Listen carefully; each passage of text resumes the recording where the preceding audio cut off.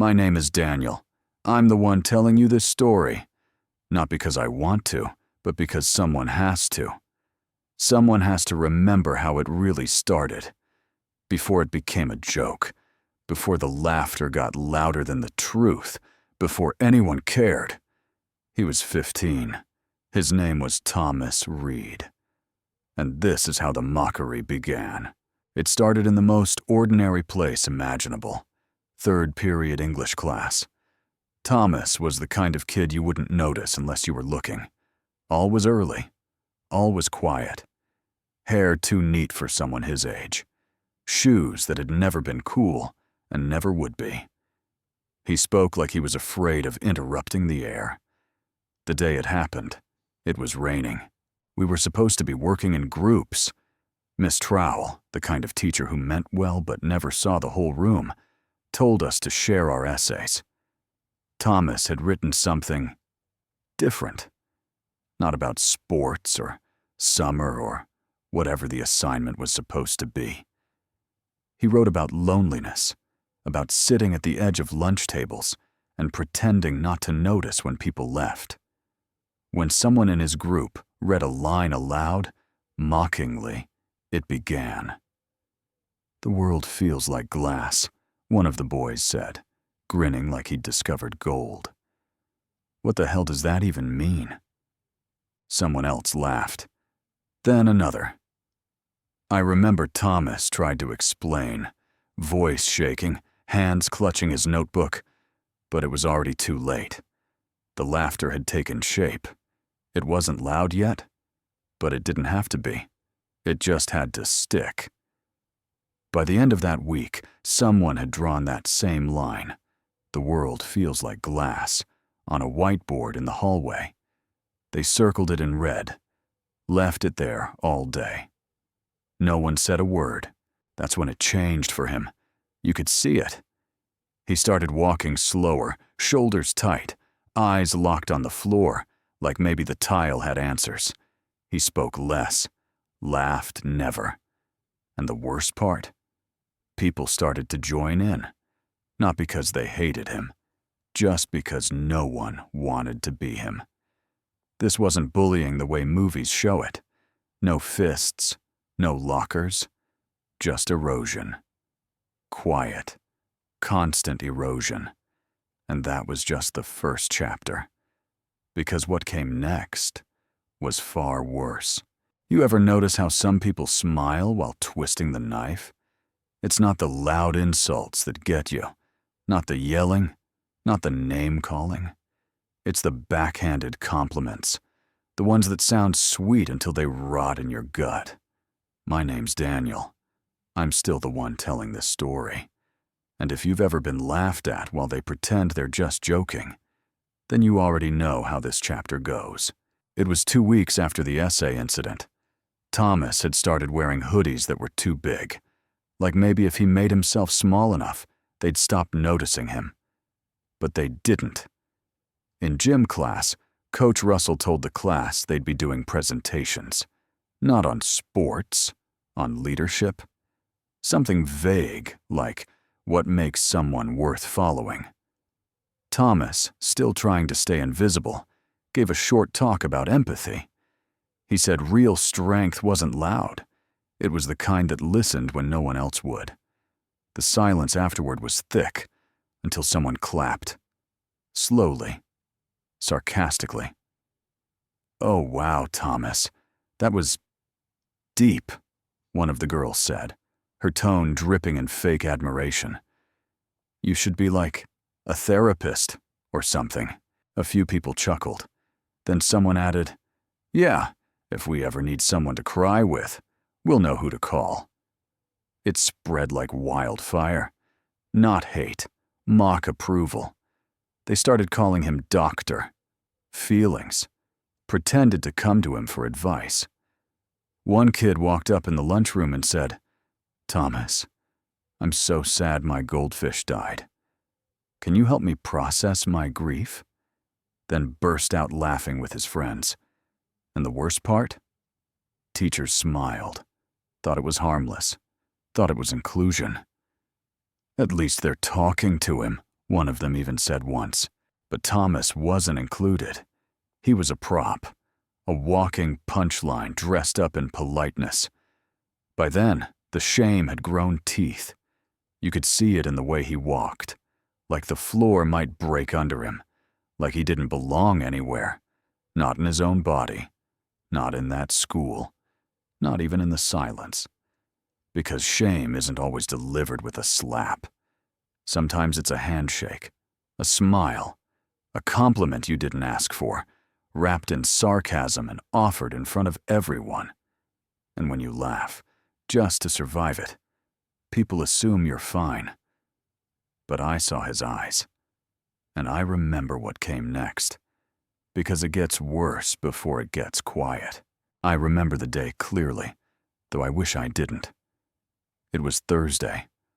Cold, gray sky pressing down on the school like it knew what was happening inside. My name's still Daniel. And this chapter, this is the part where I stopped watching from the sidelines. Because I made a choice. It started like every other day. Thomas at his locker, doing that thing he always did, pretending not to notice the laughter behind him. He'd mastered the art of pretending. No flinching, no eye contact, just silence. Then Jamie threw the note. It fluttered to the ground like a leaf, landing at Thomas's feet, a piece of notebook paper folded tight. I watched him hesitate before picking it up. I already knew what it said. We all did. Jamie had written it during homeroom and passed it around for laughs. The front said, "Urgent. Open immediately." Inside, a stick figure with a noose, and 3 words, "Here's your way out." That moment, it broke something. Thomas didn't cry. He didn't run. He just stood there, staring at the paper, like his mind had disconnected from the room. The hallway noise kept going, but he didn't. He looked smaller than I'd ever seen him. Not sad, just hollow. And I stood there, frozen, watching. That's when the thought hit me. Not loud, not dramatic, just quiet and sharp. If no one does anything now, he might not be here tomorrow. I wish I could say I walked over and punched Jamie, that I gave some brave speech, that I saved the day. But that's not what happened. What I did was simple. I picked up the note after Thomas walked away, took it straight to the counselor's office. I didn't sign my name, didn't want credit. I just couldn't carry it anymore. Couldn't pretend it wasn't happening. And the next day, Thomas wasn't at school. Rumors started. Some said he got suspended. Others joked that he finally took the hint. But no one really knew. That night, I got a call from the counselor. "Thank you," she said. "You might have saved a life." I didn't feel like a hero. I felt sick, because I'd waited too long. I'd watched it all unfold, laughed at some of the jokes, stood in the background like most of us do. And now? Now, I was just hoping I hadn't been too late. That day, I made a choice. Not the kind that makes you proud. The kind that makes you question why you waited so long to care. And if you're still listening, remember this. Silence is a choice, too. People think healing looks like a sunrise, warm, gentle, inevitable. But most of the time, it looks more like a job, one you clock into every morning, whether you want to or not. My name's Daniel. You've heard the worst part of the story, but it didn't end there. Not for Thomas. Not for me. Not even close. He came back 2 weeks later. No big announcement. No whispers of where he'd been. Just showed up one morning wearing the same hoodie, carrying the same beat-up backpack, and looking like someone who'd walked through a storm and didn't care who saw the water still in his shoes. No one laughed that day. Not because they changed, but because they didn't know how to treat him anymore. Rumors had shifted. Some whispered words like hospital or attempt.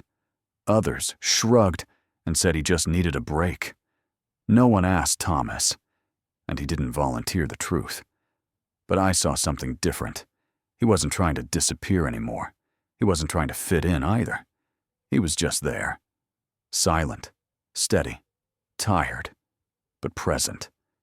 And slowly, almost too slowly to notice, he started building again. One block at a time. He joined the after-school AV club, not because it was cool, but because it gave him something to do, something real.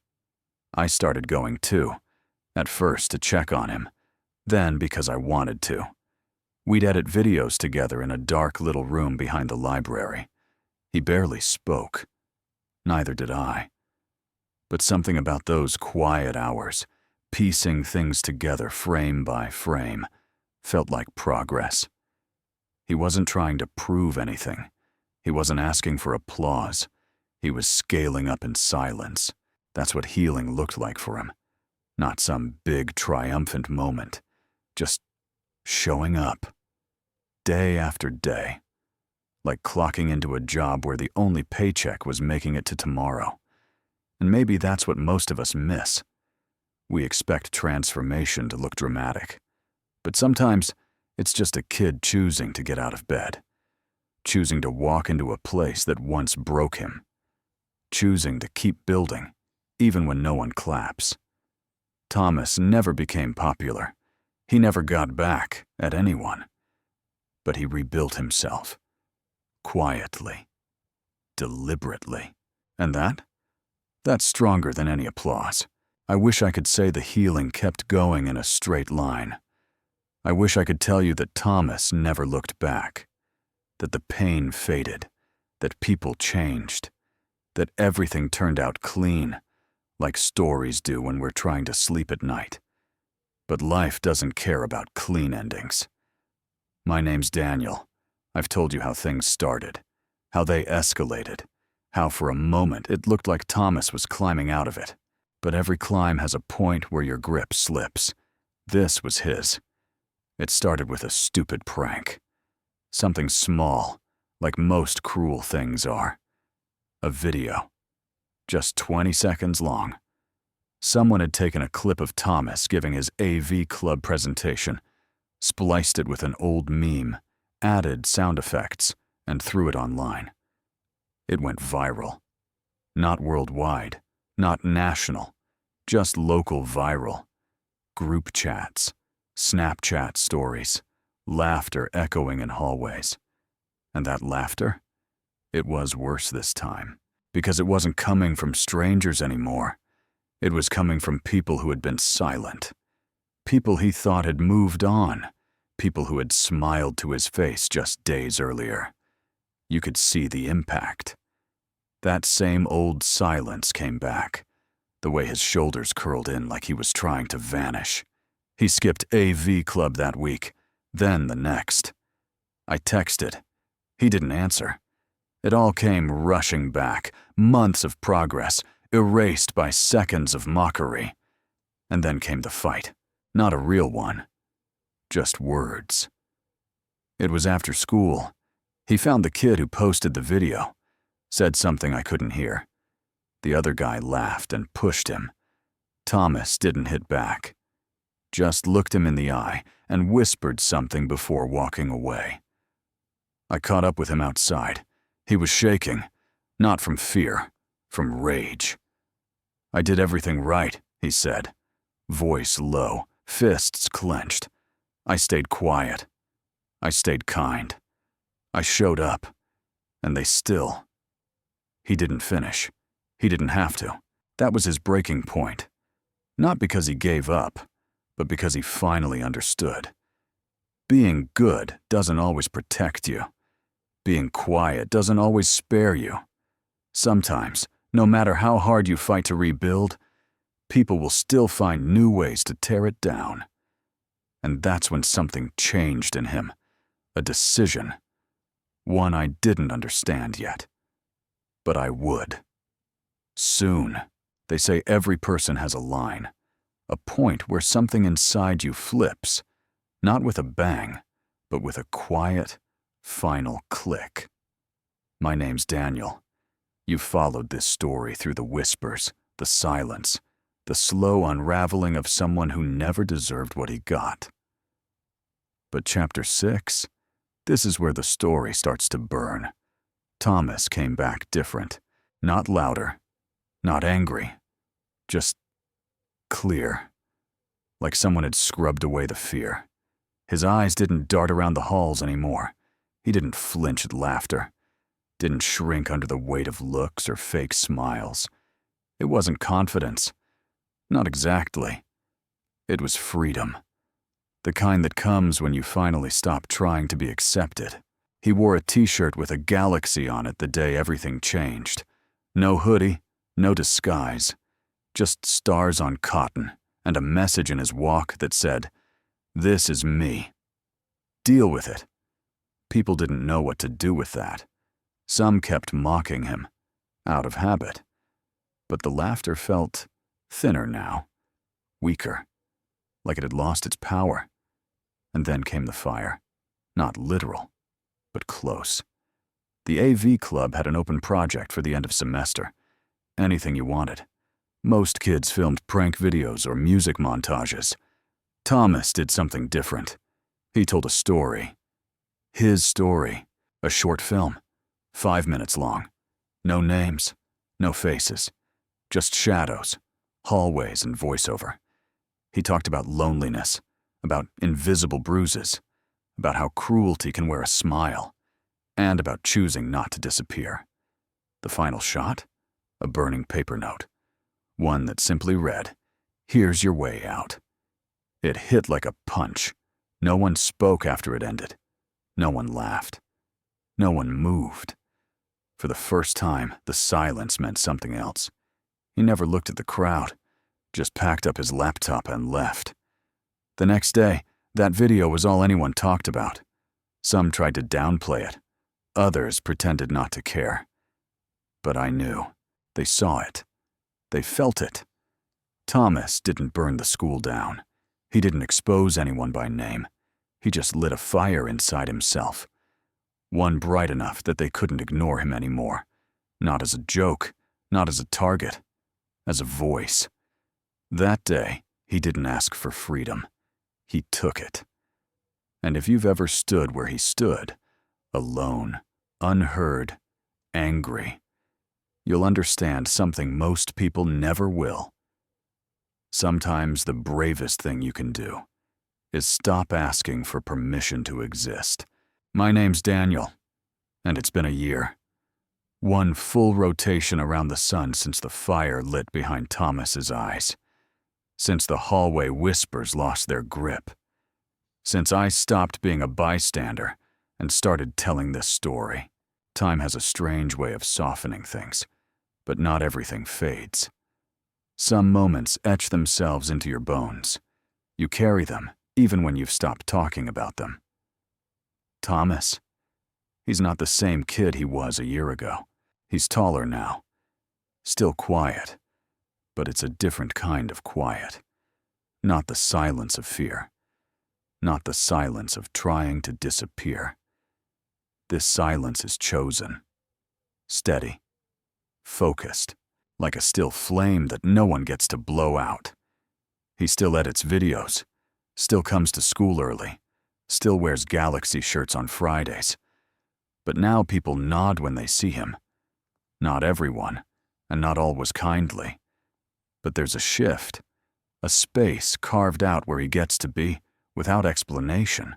And me? I started writing more. That anonymous video changed more than just Thomas's story.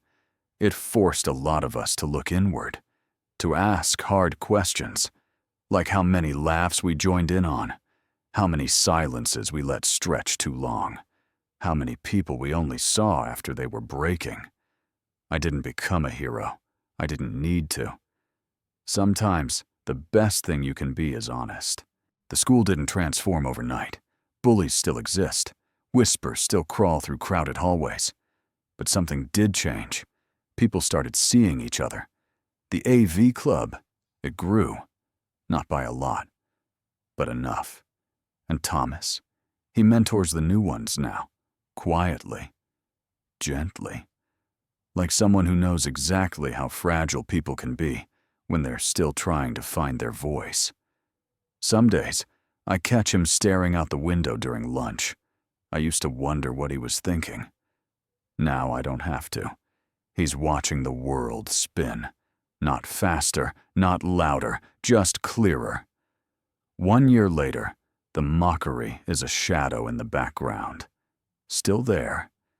Still part of the story, but no longer the center of it.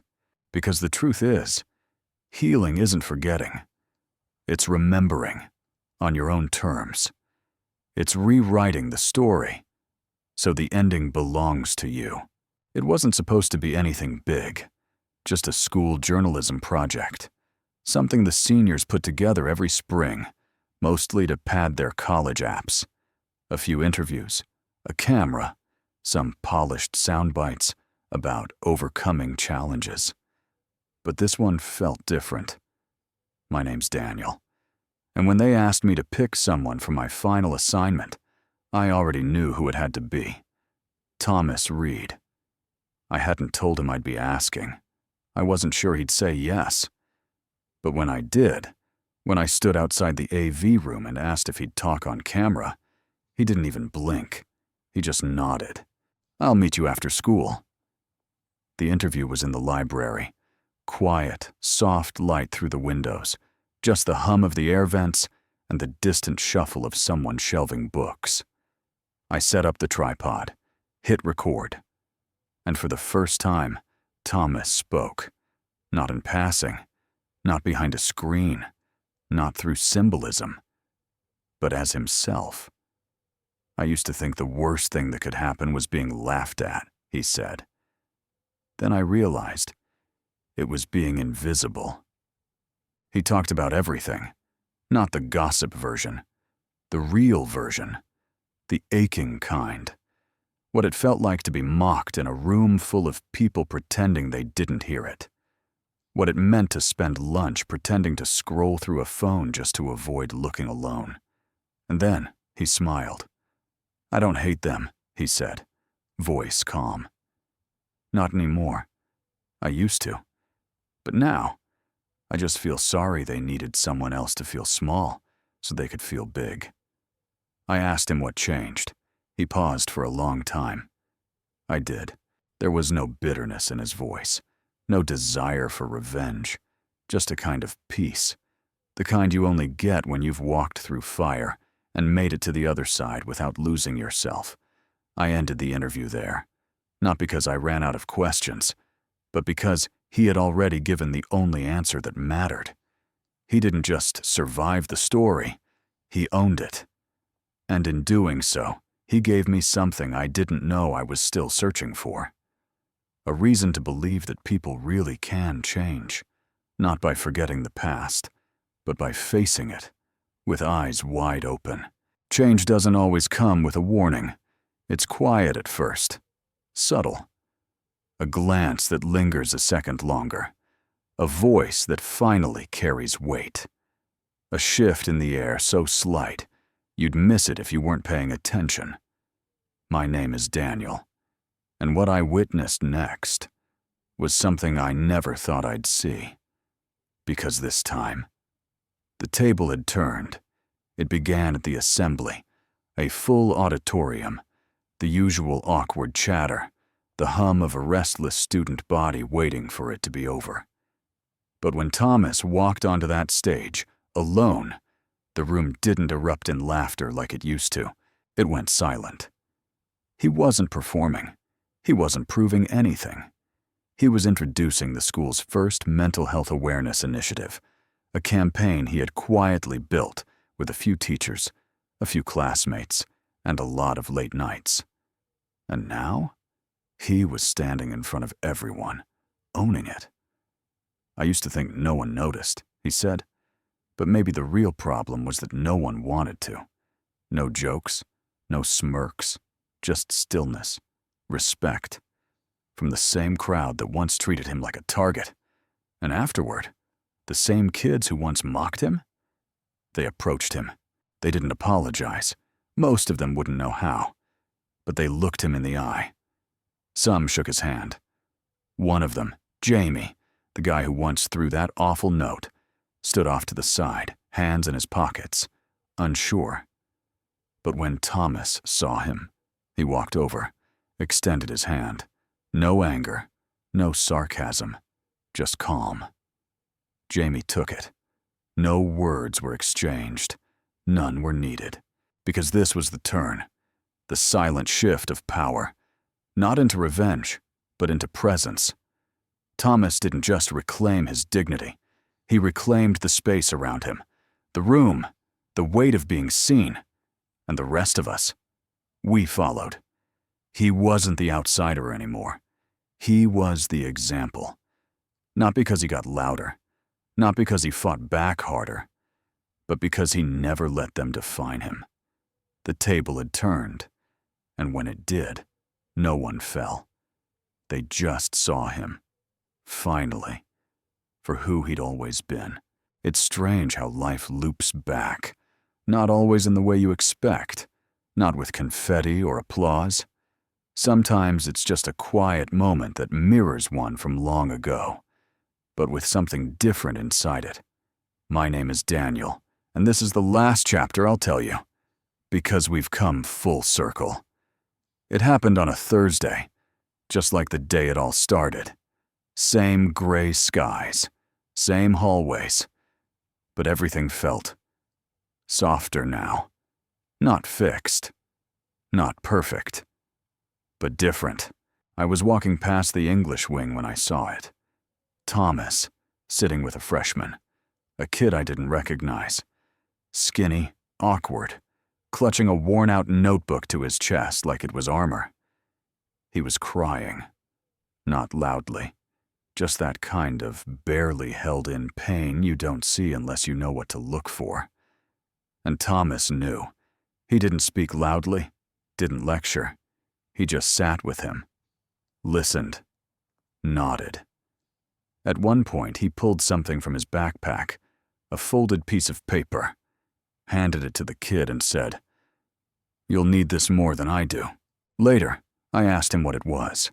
He smiled, half like a secret, half like a story no one else needed to hear. "It was the note," he said. "The one Jamie wrote. I kept it. Not as a scar, as a reminder. A reminder of what? That the worst thing in your life doesn't get to be the last thing." I didn't know what to say to that. Because what do you say to someone who has taken the ugliest part of their life and turned it into shelter for someone else? That's what full circle really means. Not closure, continuity. What Thomas gave that kid wasn't advice, it was proof. Proof that you could make it through the storm and still feel the rain without drowning in it. Proof that you could be broken and still build. Mocked and still stand. Invisible and still matter.